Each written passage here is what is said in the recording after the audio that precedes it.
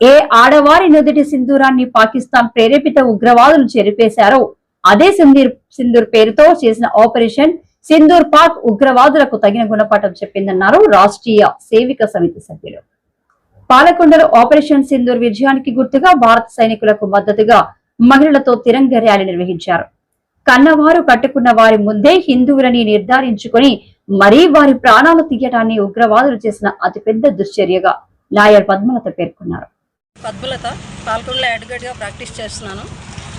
ఇది భారతదేశంలోని సరదాగా విహారయాత్రలు విజ్ఞాన యాత్రలు చేసుకున్నటువంటి అమాయకులైనటువంటి ప్రజల్ని నువ్వు హిందువా అవునా కాదా అన్నది చూసి కల్మా చదవమని వాళ్ళ తాలూకా ప్యాంట్లు విప్పదీసి మరైనది హిందువులైన వాళ్ళని అతి దారుణంగా వాళ్ళ భార్యలు ఎదురుగుండా తల్లులు ఎదురుగుండా ఆ మగవాళ్ళని చంపడం అనేది ఇది ఒక గుండెల్ని పిండేసినటువంటి ఘటన జరిగింది ఆ రోజు.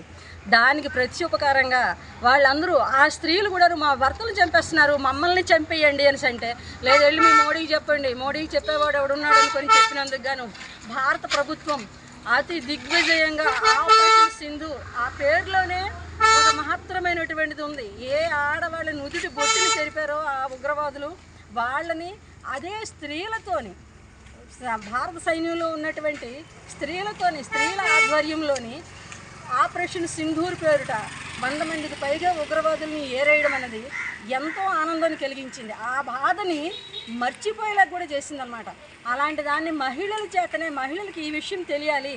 మనమందరము కూడా ఉగ్రవాదులను ఏమన్నా సరే వచ్చినట్లు ఉంటే మనం ఏ విధంగా ఉన్నాం, సిద్ధంగా ఉన్నామా లేమా, కనీసం వాళ్ళకైనా సరేను మన భారత సైన్యం కనబరిచినటువంటి అద్భుత ప్రతిభకి గుర్తుగాను వాళ్ళందరికీ సంఘీభావం తెలుపుతూ ఉగ్రవాదానికి ఏమో వ్యతిరేకంగా ఈరోజు కేవలం పాలకొండ పట్టణంలోని మహిళలతోని ఈ కార్యక్రమం అనేది చేయడం జరిగింది.